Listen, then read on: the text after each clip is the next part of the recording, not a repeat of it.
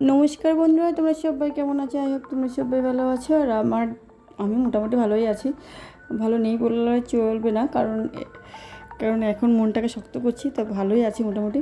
তো বন্ধুরা, ঘুম থেকে উঠে সূর্য নমস্কার করি রেগুলার মতন, এগুলো প্রতিদিনই করি, মানে একটা একটা হ্যাবিটে পরিণত হয়েছে। আর এগুলো ছোটোবেলার থেকে করি, তো মানে না করলে ভালোও লাগে না, দিনটা যেন মানে কি কেমন একটা বাদো বাদো দিয়ে শুরু হলো। তো তার জন্য আর কি বলো, আগে মাঝে মাঝে ভাবতাম কি ধর করবো না, এসব করলে ভালো লাগে না, মানে মনে শান্তি হতো না, যে একটু আমি চাইছি সেটা পাচ্ছি না, ঠাকুরকে এত ভক্তি করে কী লাভ, এরকম একটা বিশ্বাসের অবিশ্বাসের ব্যাপার থাকে। তো তারপরে না দেখি না করে না দিনটা ভালোই যায় না, মানে কিছু একটা মিস করে গেলাম, সারাদিন কেমন একটা হয়ে গেল। তো তার জন্য সেখান থেকে না মানে সেই খারাপ ভালো লাগুক খারাপ লাগুক প্রতিদিন নিয়মিত করি। তো বন্ধুরা, সূর্য নমস্কার করে, আর তোমরাও যদি করো বন্ধুরা, দেখবে মনটা একটু শান্তি আসে। তোমার একটা নিয়মে থাকা অবশ্যই একটা মানুষকে ভালো লাগে, মানে ভালো রাখে, ভালো থাকার চেষ্টা করি, মানে থাকারও চেষ্টাও করা হয়। দেখবে যতটা, কারণ কারোর জীবনে অতটা স্মুথ না, সে যতই যাই বলুক, সবার জীবনে কোনো না কোনো সমস্যা অবশ্যই থাকে। তো আমার জীবনে তো অবশ্যই আছে, সমস্যা ছাড়া কোনো মানুষই নেই। তো বন্ধুরা, ঘরের কাজে চলে এসে ঘর ঝাড় দিয়ে তারপরে এই যে ঘর মুছি। আর এই মপটা হওয়াতে, তোমরা তো আগের ভিডিওগুলোতে দেখেছো আমার কি খাটুনি ছিল, এই রেগুলার ঘর মুছতে গিয়ে আমার পুরো কোমর গেছে, কিন্তু কোমরের দোষ হয়ে গেছে। তুমি দেখবে আমার এখনও খুব কোমরের দোষ। তারপর কী বলো তো, এক্সারসাইজ করি, তো এক্সারসাইজ করার পরে বেশি হচ্ছে, কিন্তু মোটা হয়ে যাচ্ছে বলে তার জন্য এক্সারসাইজটা মানে করে মানে ভেবেছি করবো, মানে রেগুলারই এখন করি। কারণ এটা না দেখানো হয় না, কারণ আমি এতে দেখেছি, আমি মাঝে কী বলো তো, মাঝে বললাম আমার চ্যানেলে খুব সমস্যা হচ্ছে। আমি যে এই নাইটি পরেই ভিডিওটা মানে যখন ব্যায়ামটা করি সেটাই ছাড়াতে না, তখন আমার মানে নিত না, ডাউনলোড করলে সেটা নিত না। কেন নিত না, এইটা পরে আমি রিয়েলাইজ করেছি যে এটার জন্যই হচ্ছে। এমনি যখন ওটা ওই অপশানটা বাদ দিয়ে দিচ্ছি তখন আমার ঠিক নিচ্ছে। তো তারপরতে বুঝলাম যে আমার ওই কারণেই হচ্ছে, ওই জন্য আর আবার পরে ড্রেস পরবো করবো, খুব সমস্যা হয়ে যায়। তো আর সকালে তো আমার নিঃশ্বাস ছাড়াও চাই না, একটু জল খাবো তারও চাইন পাই না, এমন একটা সময় হয়। মানে ভাবি কি যে এই কাজটা করে নিই তারপরে জল খাবো। তো বন্ধুরা, এই যে বিছানা ছেড়ে গুছিয়ে নিচ্ছি, গুছানোর পর এই কাজটা না করলেও, মানে ঘরের ভিতরে এই জিনিসটা না করলেও দেখবে একদম মানে কেমন একটা লাগে দেখতে, ঘরে ঢুকে পর কেমন একটা লাগে। এটা একটু টান টান থাকলে, একটু বিছানাটা একটু গুছানো থাকলে না খুব সুন্দরও লাগে। আর এই দেখো, বলছিলাম না যে আমার হাজব্যান্ডের পা এখনও সারেনি, খুব টেনশানে যাচ্ছে, মানসিক টেনশান যাচ্ছে, এখনও শুনে সুস্থ হতে পারছে না। সত্যি কথা বলতে এক সপ্তাহের উপরে হয়ে গেছে বন্ধুরা। আর তোমরা তো সবাই বোঝো যে সত্যি কথা এত ঘাটা নিয়ে এতক্ষণ থাকা ঠিক না, তো জন্যই খুব টেনশানে আছি। ডাক্তার চেঞ্জ করতে বললাম, তো ডাক্তার চেঞ্জও করলো না, গেলো না, আজকে যায়নি, আজকে রবিবার বন্ধুরা। তো আজকে চেঞ্জ করে নিই, তারপরে ওর মনটা খুবই খারাপ। তোমরা ভাবতে পারছো, আজকে রবিবারের দিন, আমরা আজকে ডিম খাই না, মানে খাই কিন্তু আজকে রবিবারের দিন মাছ আলাও, মানে আগের দিন আমি বাজার করে নিয়ে এসেছিলাম, তো মাছ না শনিবার ছিল বলে মাছটা আমি কিনিনি, তার ব্যাপার রেখে দেবো ফ্রিজে, যে তারপরে ওর মন খুবই খারাপ। ওর আমার সামনে এতটা মনটা খারাপ, ওর মন খারাপের জন্য না ও মানে খুব টেনশান করছে, সেটা আমাদের বুঝতে দেয় না। তো খুব টেনশান করছে, মানে ওর পায়ের সত্যি কথা ঘাটা এখনও কমছে না, ওষুধ কিন্তু অনেক টাকার খাওয়া হয়ে গেল, ড্রেসিং করা হচ্ছে কিন্তু কমছে না। আর এখন তো জানো ঘা পয়সা থেকে অনেকে, আমি মুখে হয়তো বলছি না, তোমরা সবাই জানো সেটা, আমার সেই একটা টেনশান সবসময় থাকে। ওর তো সেই যেহেতু ওর তো সমস্যা তো আছেই, ওই জন্য মানে সবসময় আজকে বললাম যে তো দেখো বন্ধুরা কি দেখে এত সিদ্ধ হয়েছে যে এখনও ফুটছে, এতটা তাপ, বুঝতে পারছি এরকম হয় না, অনেকক্ষণ আগে নামিয়ে রেখেছে, তবুও এখনও গরমের ভিতর ছিল। তো ডিমগুলো এত গরম ছিল, আমি পরে ভাবছিলাম করব, তারপর অন্য কাজ করে তারপর ডিম ঠান্ডা করতে দিয়েছে, তারপরে করেছি, এত গরমের জন্য। তো বন্ধুর কথা মানে অনেক কথা বলতে বলতে আবার অন্য কথায় ঢুকে যায়, কী বলো তো, টেনশানে, এগুলো টেনশানে হয়। যারা খুব মানসিক টেনশানে থাকে তারা দেখবা এগুলো ফলো করতে পারো।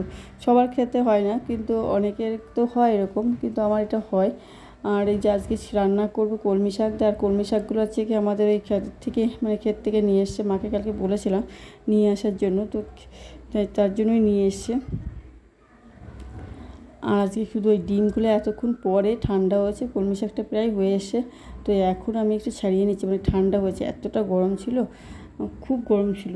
তো ডিম আলু আর কলমি শাক, আর কালকে ডাল রয়েছে, কালকে শনিবার ছিল, ডাল ছিল অনেক, আর ও এসে ডাল খেলে নাকি ওই ঘা পাশে নাকি বেড়ে যায়, তো আর তারপরে টক ডাল ছিল ওই জন্য ওর খায়নি, তো তার জন্য অনেকটা ডাল রয়ে গেছে, তো ওই ডালটা আমি আর মাই খাবো, কারণ ও আজকেও ডাল খাবে না, ও দুটো গোলেই খেয়ে নেবে। আর এখন আর না অতটা করছে না, ওর মনটা খুবই খারাপ, মানে এতটা খারাপ, মানে অ্যাক্সিডেন্টের পরের থেকে ওর মনটা মানে খুব খারাপ হচ্ছে। আর তারপরে একটা সময় হলেই হতো, অনেকটা 1 সপ্তাহ পার হয়ে গেছে, সেই জন্য আর খুব টেনশান হচ্ছে, ওর খুব টেনশন, মনটা খুবই খারাপ, মানে মানে দুঃখ, মানে আমাকেও মানে বলতে পারে না, অনেক কারোর কাছে শেয়ারও করতে পারে না, খুব সমস্যার মধ্যে ও মানে অনেক সময় হয় না বাড়ির লোকজন টেনশন করবে বলে ওর সমস্যাগুলো বলেও না।